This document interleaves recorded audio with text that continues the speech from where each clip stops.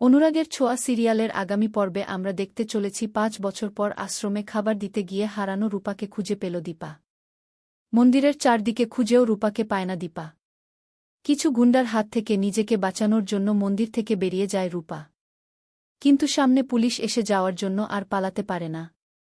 তবে ওই গুন্ডাগুলোকে উচিত শিক্ষা দিয়ে পুলিশের চোখ ফাঁকি দিয়ে অন্য রাস্তা ধরে পালিয়ে যায়।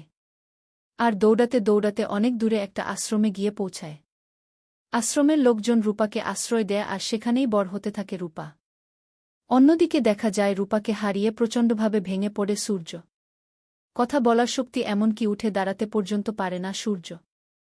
এভাবেই দেখতে দেখতে কেটে যায় ৫ বছর। সোনা রূপা ও অনেক বড় হয়ে যায় আর এদিকে দীপা খাবার ডেলিভারির ব্যবসা শুরু করে। এরপর হঠাৎ একদিন আশ্রমের দোল অনুষ্ঠানের জন্য অনেক বড় একটা অর্ডার আসে দীপার কাছে। দীপাও মন দিয়ে সেই অর্ডারটার জন্য রান্না প্রস্তুত করতে থাকে। তখন সোনা হুইল চেয়ারে সূর্যকে সাথে নিয়ে দীপাকে বলে, বাইরের সবাই দোল খেলছে, তুমি যাবে না মা?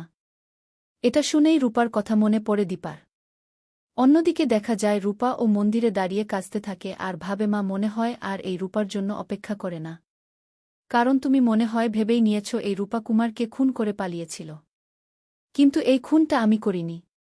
তারপরেই দেখা যায় রূপা যে আশ্রমে থাকে সেই আশ্রমেই খাবার ডেলিভারি দিতে আসে দীপা। আশ্রমে ঢুকেই দীপার কেমন জানি মনে হয় রূপা হয়তো আশেপাশেই কোথাও আছে।